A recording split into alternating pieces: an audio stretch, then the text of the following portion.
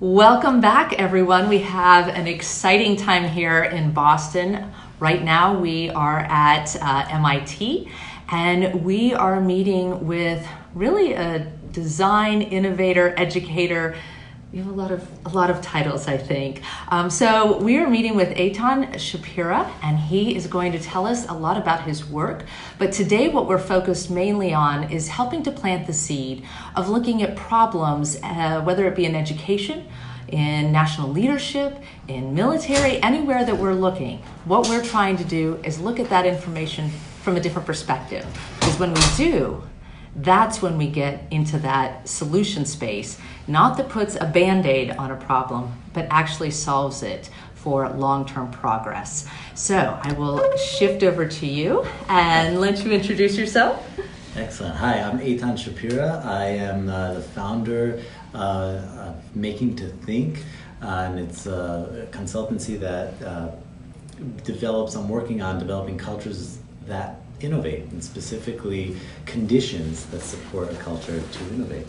And so that's the work that I'm involved with. We're here at MIT, and I'm excited to be here with Vijay, and I'm excited to chat with you. Sounds great. All right, we're going to scoot this back just a little bit. Thank you, Rob. That way you can get us both into the picture. This is one of those problems with Facebook Live is they prefer that it is upright. We've tried to go sideways, but then it actually shows the picture sideways. So okay.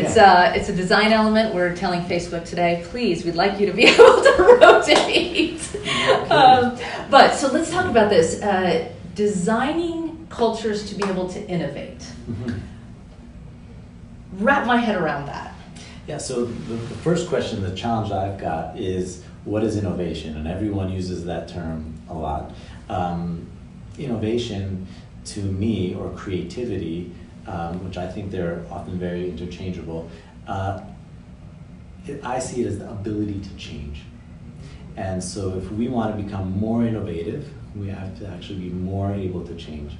And as a culture, how do you enable a culture to be more able to change? That's kind of, in the simplest way for me to describe it, is that. And then we say, well, what is culture and how do we develop a culture? And I think it works in a fractal. So I, and then we, and then the organization, and then the surrounding ecosystem. I love the word ecosystem. I put on my Twitter recently, ecosystem is the word of the decade. Because everywhere I go, people talk about ecosystems. Mm-hmm. It's easy when we talk environment. Most of us all growing up heard the word ecosystem. But when we just wrote our national education strategy, we literally referred to the education ecosystem. And people said, why are you using ecosystem? Yeah. My husband does cybersecurity work. In his talks, he talks about the cyber ecosystem. We get into government, we start talking about ecosystem. In the nation, we now start to talk about ecosystem. And the reason we have latched onto this word is because it has to do with balance. And recognizing that there is a system of systems, right? And everybody affects everybody else. And when any of that is off kilter, it actually sends the system off. But that's pretty complicated when you start allowing that to expand. How do you think about that across cultures? I think it's, if we break it down even to the I. Mm-hmm. So I might have an ecosystem of skills that I have, some that are very specific in one domain where I might be an expert at. Right. And then there's other skills like listening. Well, if my skill of listening isn't really on par, no matter how smart or how much knowledge I have in one domain, that listening might break down the way I communicate with anyone else. And so I might have been able to cover up for that, not being able to listen, that skill, by doing other things. Mm-hmm.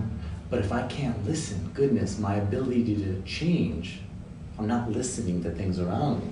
So we might have to break down and go back to that original skill, that original listening skill. And so when you say about ecosystem, we go from I to, a collaborative thing or an organizational thing. And what we learn is that it's just, I believe it's just a continuous fractal. So if we can't, as a company, mm-hmm. an organization, really listen to another organization. We're so involved in what we're doing because we have to become experts in such a thing, then well, we're now breaking down the ego. So everything is going to, it's not that we're breaking it down or not able to participate, we're just actually shifting the culture. The culture is adjusting, the culture is evolving as it's evolving. And all of these are entangled, and when one thing is kind of, it's just as the culture is emerging, we're all going to do. So let's just talk like real simple. We're going to have pizza. You and I are going to sit down and have pizza. Excellent. And we want, yeah, it's great, right? And we're all dressed up, and we're going to have pizza. And I'm going to hand you a fork and a knife, and I have a fork and a knife, and we're going to start eating pizza here.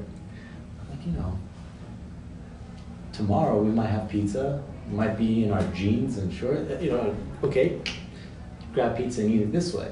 So we're doing the same thing, but something about our culture has changed.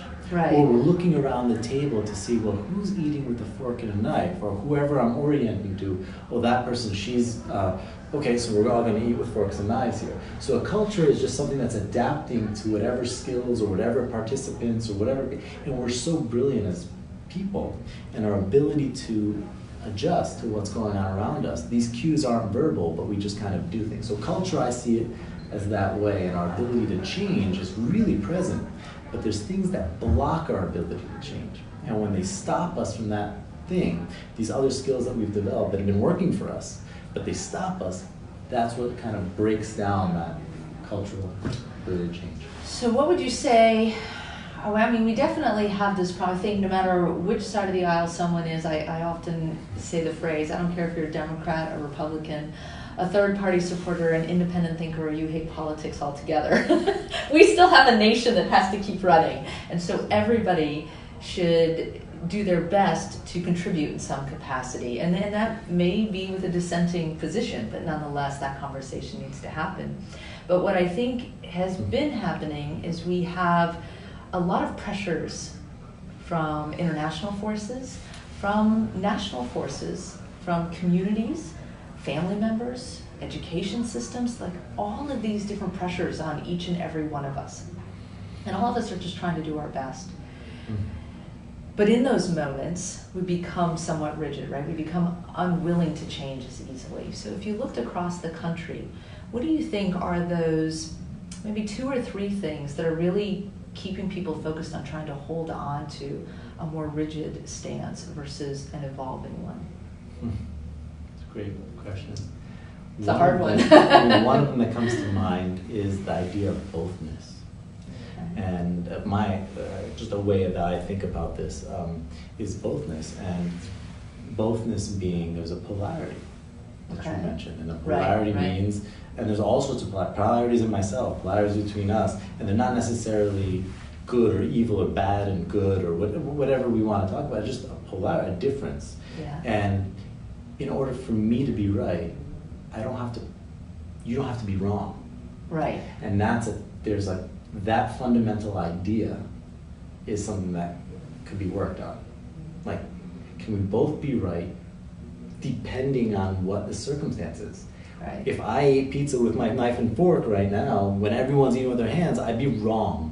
Right? So something's like different, and it's a polarity. It's like something about, so there's lighter ones and more. And so the idea of bothness and the practice of bothness is a real, it's a complex thing, but to recognize what part of the other side of the polarity of any sort is, am I actually holding? Am I actually participating? Another thing is, I don't know how to describe it other than to say that at what point of being an expert can you be curious again? And what I mean by that is that to be an expert at anything, which is kind of where our education system is, and everything's I want to become the expert. We need that. Who are the experts in the room? Get the experts in to make decisions, to solve problems. And our way of becoming an expert actually is about removing the things that are out in my way of becoming an expert in this one space. And so by removing those other things, I'm actually becoming blind to them. I mean, that's kind of like part of becoming an expert. It's just naturally what happens. And so we had the idea of putting the pizza pie, putting it back to the pizza again, but putting these like experts together and we'll all fill each other. But then, how do I trust the others? And how can I become curious again as an expert? And one way is even in the same domain. So you have a surgeon that is the world's expert surgeon, and a surgeon that just came out of medical school. And one is a junior, and they both come in there, and we see this new challenge, new problem. And they're both looking like, this is fascinating. Right? They both have the same curiosity, right. But do they? Right? Because something is slightly they're both on the outside doing the same thing, but on the inside, well, one is the world's expert, and she's like, what is this all about? I've never seen, or maybe this could be different than what I've seen before. And the other one is kind of right out of school, like, really, what is this all about?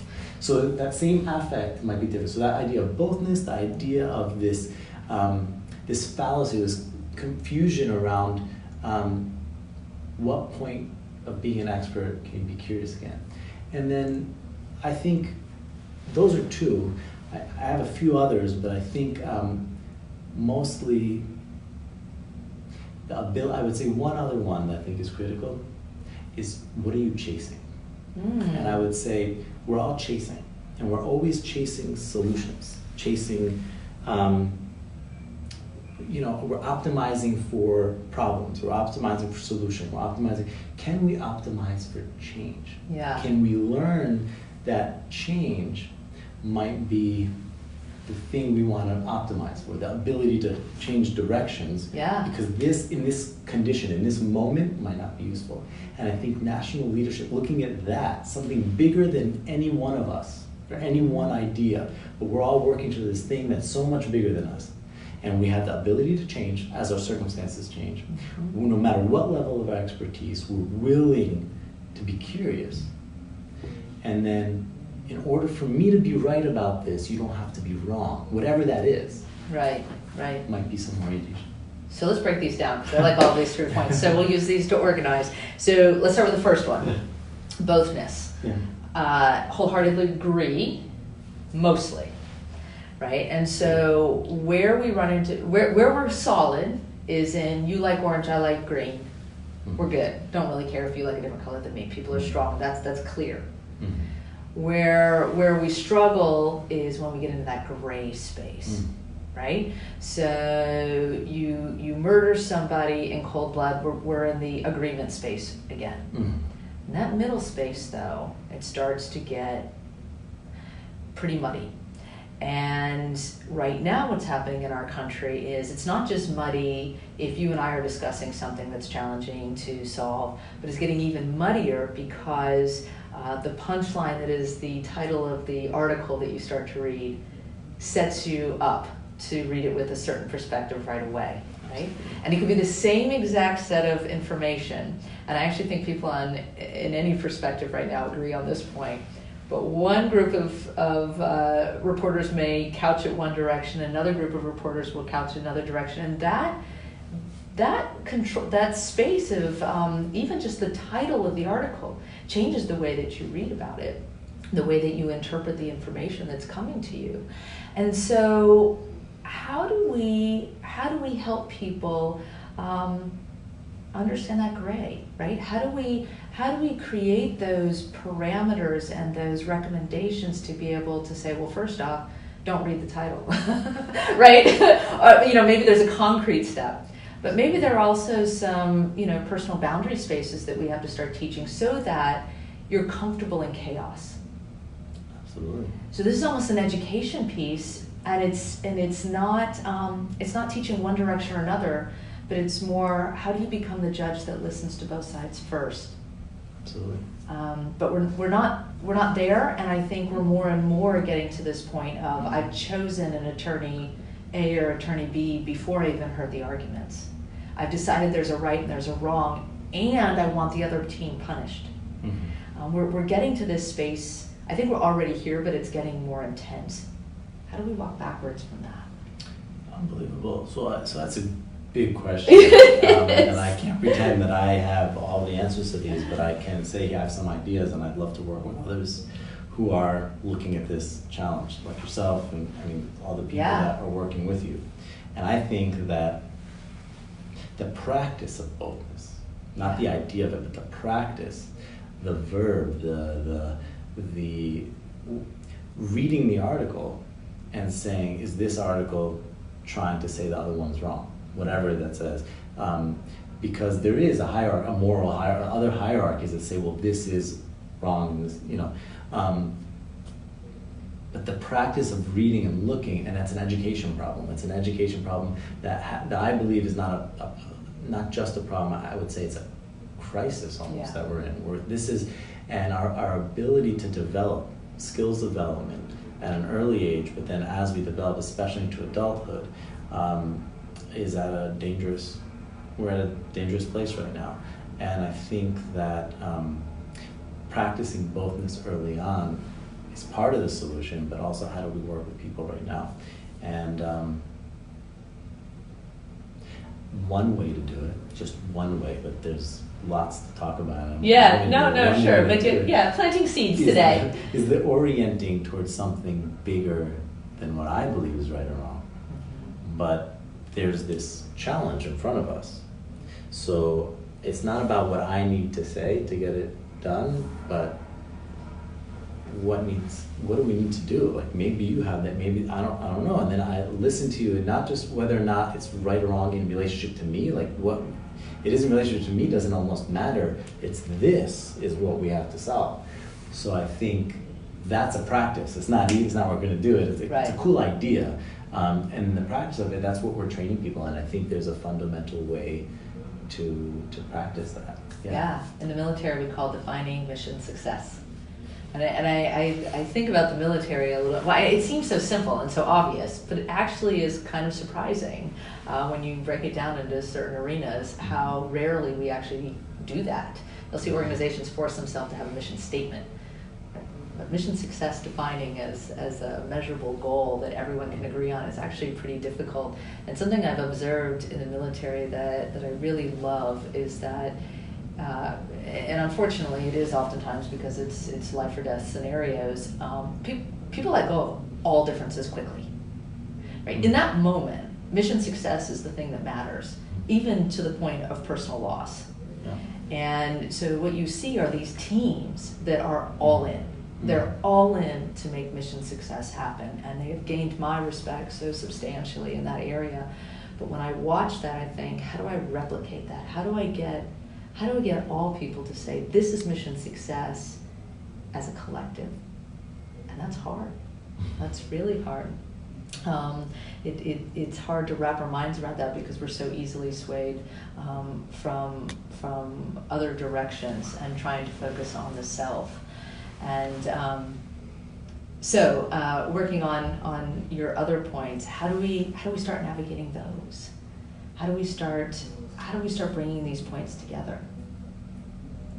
This idea of mission success and ecosystem. I think just kind of. I love it. And that's it. But I think it's we have to decide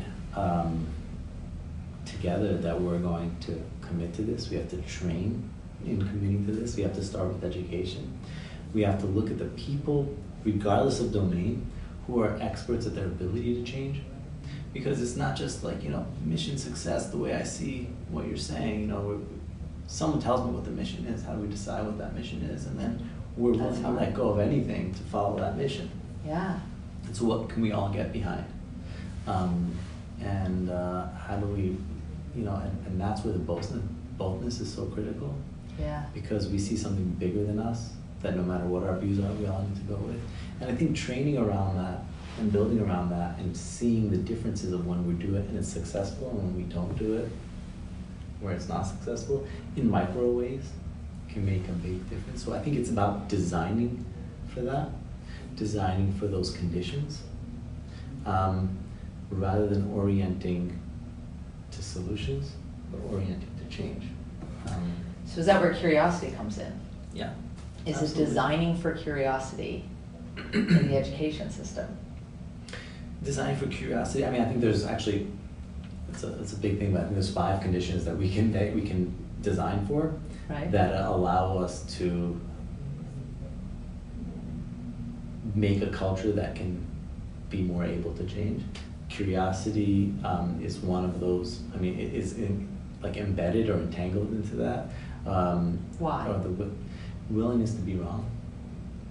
Okay. Willingness. What's the benefit of the willingness to be wrong? Really? So what drives me in curiosity is what I don't know.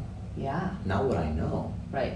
And so much of our structure is what I know. You know, even from childhood, it's like, oh, what's your favorite color? The goal, or what happens, is you have to pick a color. Two young kids, so what's your favorite color? It's like at such a young age, it's like there's one color that's better than the other colors. Remove those other colors and just pick that one. So it's like, what's your favorite color right now? How will I get change? And like, what are the conditions that, so you can be curious, like, oh, why do I like yellow? Why do I like red? Maybe tomorrow red will be my color, so this idea of like willingness to be wrong, or perhaps it's embracing fluidity. Yeah, embracing change, ability to change, increasing our, to me, I keep going back to this one thing, which is increase our ability to change. Yeah, and for a lot of people though, it's uncomfortable. And so as a psychologist, we study this, right? Why is it uncomfortable? Well, it's uncomfortable because it overloads the mind. It's uncomfortable because we actually feel it chemically in our bodies, right? And so I worry substantially as I look forward to this chaos that we know is coming. It's here, but it's going to explode. I know that. How do we create people to be able to handle that constant change? We know we're going to have 3 to 6 careers in our lifetime. Wow, right? It's like you said, it's not what's your favorite color today, it's not what's your job going to be. It's what is your job going to be today? What are you going to study today, and what tomorrow may be different? In military, we call this resilience and agility. And so they're training less for an accomplishment now and more for the ability to constantly maneuver. Mm-hmm. It's a different kind of mission success. It's a different kind of what we call readiness. And so if we were to kind of, wrap a bow around this a little bit, if our goals as a society are to be capable of handling constant change and capable of entertaining multiple positions simultaneously, and the ability to maintain some curiosity, what 3 things in the education system, you only get 3 because there are 15 to 20 I would pick, but we'll say, what are 3 levers that you would do to empower teachers, students, parents, or the system? What are the 3 biggest that you would think that would get us to those 3 goals? Interesting. That's a fascinating question. I think I could say 1. Okay. Like maybe just all of them would go down to 1. And I strongly believe that it's the arts. Okay. And focusing on the arts, and not just art, that we need to have music and dance and painting, and because art, like any other field, is a very it's a domain that has lots of, you can have mastery. There's lots of artists who are masterful at their art. Right. And that doesn't necessarily make them able to change. In fact, likely they won't be able to change, or likely as they become more masterful at their field, they might not necessarily be innovative. Art does not mean creative and innovative and all these things. Art is just a domain like everything else where you have, but in the arts, when arts are done in a certain way, I think it's an embodied and a cognitive thing. What your body is doing, and what, like in the military, what your body is doing and what your behaviors are physically and your impulses are mentally, the cognition are working jointly to go against the discomfort that happens. Yeah. And that training in the arts, that physical training of, I think of a soccer, like a goalie. Right? When a ball's coming at my head at speed, what I do is duck. Right. I'm not trained to attack that ball. Right. That ball's at speed, our instinct is. However, there are people who are trained, and it's not just their instinct, but they're trained to form that instinct to go at the target, at the thing that's moving, at me, at speed. And I think there's lots of equivalents in the arts that, the way that you practice, the discipline behind it, the not working on the part that's fun and easy only, and repeating that part, because practice doesn't make perfect. Nope. Practice makes permanent. That's the way I haven't heard it rephrased that way. It's a big difference. That's right, yeah. And so when we practice in the correct way, that's why I'm saying certain kinds of arts education, not just arts, we need arts, can really make a difference. So all these skills, I would say, if I was going to say one thing, I would embed them all into this very particular arts practice in the school. I like it. So it's almost like, as opposed to learning the skill of painting, as in I stay in the lines, aggressively the opposite of this, rather what you're describing is this domain provides the opportunity for unclear outcomes, changes across time, possibly even teamwork and continued curiosity, negotiation with self and others, and mission success is not necessarily a thing, but rather a fluidity. And so through that kind of metaphor or space, you actually could gain the skills you need lifelong. One of the complaints I have about the way our education system is set up, and this is system-based, not teacher-based, because I've talked and worked with enough teachers to know that they don't hold this belief system, but the system has created it. And that is that we define success by moving from 2nd to 3rd grade, or from 4th to 5th grade, or something along those lines.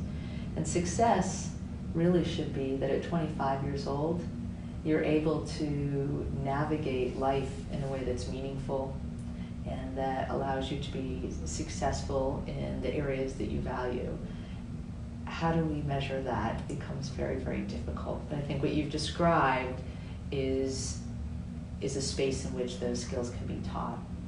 And I think what we'll find if we can get there is that we will have a population that's able to handle that change because they will have all that internal capability. But if we keep getting focused on just how much you know and completely the clearly measurable pieces, well, then we are, to close it out, as a psychologist would say, we were doing the same thing and expecting a different outcome. Yes. Well, thank you so very much, and thank you everybody for joining us today. Cheers.